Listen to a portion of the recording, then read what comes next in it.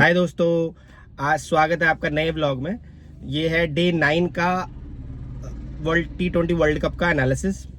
जो मैं बताना चाहूँगा कि कल क्रिकेट की दुनिया का सबसे बड़ा दिन था, जहां कोलंबो से लेकर मुंबई तक सिर्फ एक ही शोर था, वर्ल्ड कप का असली रोमांच। आज के व्लॉग में हम बात करेंगे वेस्ट इंडीज के पावर हिटिंग की, नेपाल के जज्बे की और उस मैच की जिसको लिए पूरी दुनिया इंतजार कर रही थी, इंडिया वर्सेस पाकिस्तान। अगर आप सच्चे फैन हैं तो इस वीडियो के अंत तक देखें, और क्योंकि कुछ रिकॉर्ड्स टूटे भी हैं कल, तो बताना चाहूंगा कल पहला मैच हुआ वेस्ट इंडीज वर्सेस नेपाल। इस मैच में टोटली वन साइडेड मैच था। स्टार्टिंग में ही नेपाल के 3 विकेट गिर गए थे पावर प्ले में, 17 रन पर वो 3 आउट हो गई थी। फिर भी दीपेंद्र आर्य ने अच्छी बैटिंग करी और नेपाल को 133 तक पहुंचाया। उसके बाद वेस्ट इंडीज की टीम बैटिंग करने आई और उनके कप्तान शाही होप ने 61 रन मार के मैच को एक तरफा बना दिया। ये मैच टोटली वेस्ट इंडीज की बॉलिंग का भी उन्होंने दिखाया कि वो बॉलिंग भी अच्छी कर सकते हैं, साथ ही उन्होंने दिखाया कि वो अच्छे तरीके से डोमिनेंस के साथ मैच भी जीत सकते हैं।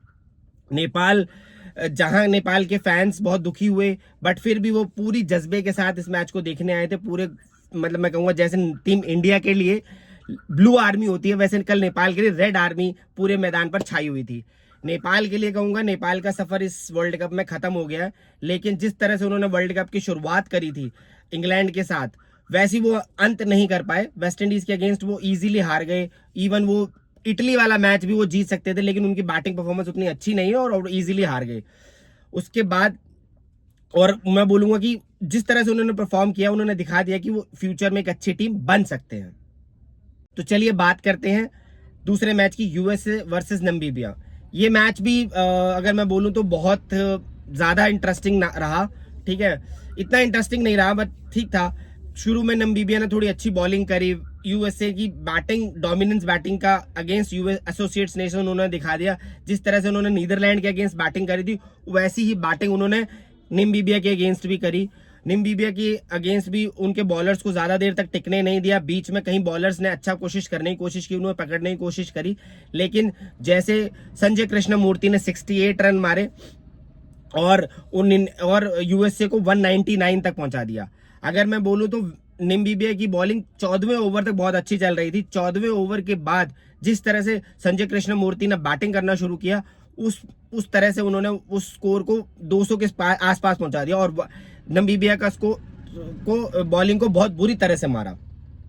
अगर मैं बोलूं एक एक ओवर में 20-20, 22-22 रन पड़ रहे थे, और एक बार तो उनके कप्तान गेरार्ड एरेस्मस ने कैच कर लिया था, लेकिन मैं कहूंगा जब वो फ्लिप कर रहे थे उनके हाथ से बॉल छूट गया, और वो थोड़ा कॉन्ट्राडिक्टिक है कि वो कैच था या नहीं था, बट मेरे हिसाब से वो कैच नहीं था, क्योंकि आप मोशन में थे और मोशन में जब तक आप होते हैं तब तक आप बॉल को आपको होल्ड करना होता है, और जब अगर मोशंस में ही आपके साथ बॉल गिर जाए तो वो नॉट आउट माना जाता है और वो कैच प्ले में नहीं माना जाता। और अगर मैं बोलूं तो जिस तरह से पाकिस्तान कल हारी है, उस तरह से यूएसए के लिए बेहतर हो गया। वो भी 4 पॉइंट्स पर है और पाकिस्तान भी 4 पॉइंट्स पर है, लेकिन यूएसए का नेट रन रेट पाकिस्तान से बहुत अच्छा हो गया है। अगर पाकिस्तान नमीबिया के साथ नहीं जीत पाई तो यूएसए क्वालिफाई कर जाएगा। अब यूएसए के लिए यही बेटर होगा कि नमीबिया पाकिस्तान को हरा दे।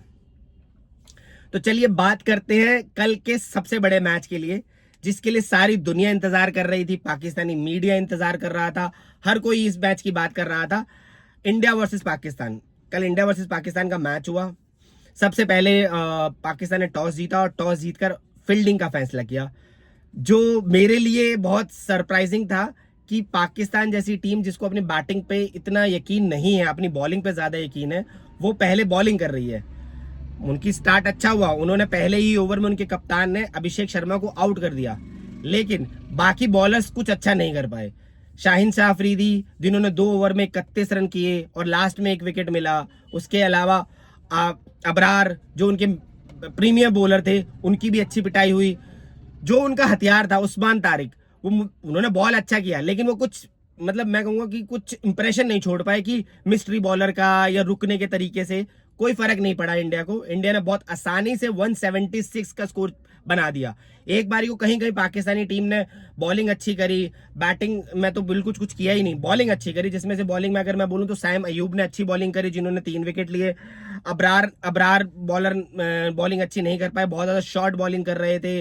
अगर आपके पास स्पिन अटैक बॉलिंग विकेट है, स्पिन विकेट है, तो आपको बॉल ऊपर करना चाहिए, कोशिश करनी चाहिए कि बैट्समैन ट्राई करे हिट करने का, लेकिन वो सारे के सारे लेग स्टंप पे बॉलिंग कर रहे थे, जो ईशान किशन के लिए बहुत अच्छी पॉइंट था कि वो हिट कर सकें। और ईशान किशन ने जिस तरह से बैटिंग करी, पूरे मैच में एक 50 लगी है और वो 50 आउटस्टैंडिंग 50 है, और उसी 50 ने पूरा मैच वन साइडेड कर दिया। एक टाइम को इंडिया का स्कोर 88 था, जिसमें 77 रन सिर्फ ईशान किशन के थे और पूरी बाकी 2 प्लेयरों ने सिर्फ 10 रन मारे थे, जबकि अभिषेक शर्मा तो 0 पर ही आउट हुए थे और तिलक वर्मा उनके साथ खेले जिन्होंने सिर्फ 10 रन मारे थे। लेकिन जिस तरह से ईशान किशन ने बैटिंग करी, वो ही एक फैक्टर था जिसकी वजह से पूरा का पूरा मैच इंडिया की तरफ मूव हो गया।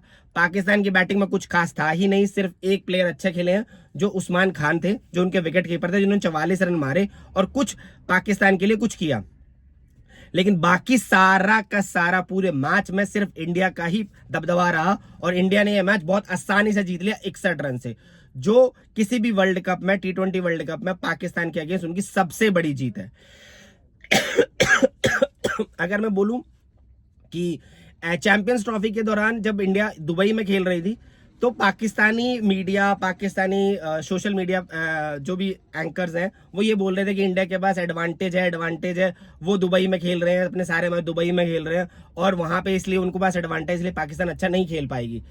अब मैं बात पूछना चाहूंगा कि श्रीलंका में अपना सारा मैच पाकिस्तान खेल रही है, सारे मैच श्रीलंका में खेल रही है, बट वो एडवांटेज कहाँ गया वो एडवांटेज? अगर वो एडवांटेज की बात करते हैं तो पाकिस्तान के पास भी सेम एडवांटेज था, सारे मैच श्रीलंका में खेल रही है, प्रेमदासा में खेल रही है, लेकिन एडवांटेज नहीं होता, टीम होती है जो मैच खेलती है।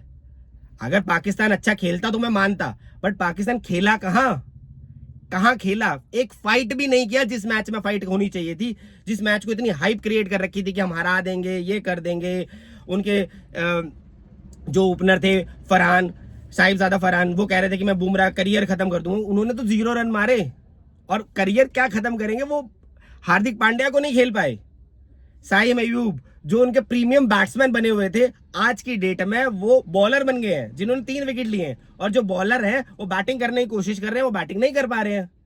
तो पाकिस्तान को स्पेशली अपनी बैटिंग, अपनी फील्डिंग और अपनी बॉलिंग पे ध्यान देना है, तभी वो कुछ कर पाएंगे, वरना आई डोंट थिंक सो इस वर्ल्ड कप में उनका कोई चांस भी है जिस तरह से वो खेल रहे हैं। और स्पेशली मैं उनके सारे एंकर्स और बाकी सबसे बोलना चाहूंगा, एडवांटेज कुछ नहीं होता, टीम होती है जो उस एडवांटेज को एडवांटेज में काम करती है, टीम एडवांटेज बनती है। ये एडवांटेज नहीं होती कि वो उस मैदान में खेल रहा है या उस मैदान में खेल रहा है। इंडिया तो सारे मैचेस यहाँ खेल रही है ना, सिर्फ एक मैच वहां खेलने गई, वो अब इंडिया की एडवांटेज हो गई क्योंकि इंडिया ने वहां पे मैच खेला। तो बोलना चाहूंगा कि थोड़ा सा अपनी टीम पे ध्यान दे और कुछ ऐसा करे जिससे पाकिस्तानी फैंस भी कुछ अच्छा बोल पाए। आज पाकिस्तान में थू थू हो रही है हर प्लेयर के लिए। एक टाइम था जब 2021 में सेम सिचुएशन थी, 3 विकेट गिर गए थे इंडिया के, 31 रन पे 4 आउट हो गए थे और 169 चेज कर रहे थे पाकिस्तान के अगेंस्ट। तब विराट कोहली और हार्दिक पांड्या ने बैटिंग की रही थी और Virat Kohli not out match जिता के गए थे। विराट कोहली का कंपैरिजन बाबर आजम के साथ किया जाता है। कल बाबर आजम के पास मौका था कि वो मैच जिता पाए, बट क्या शॉट खेला उन्होंने और इजीली आउट हो गए।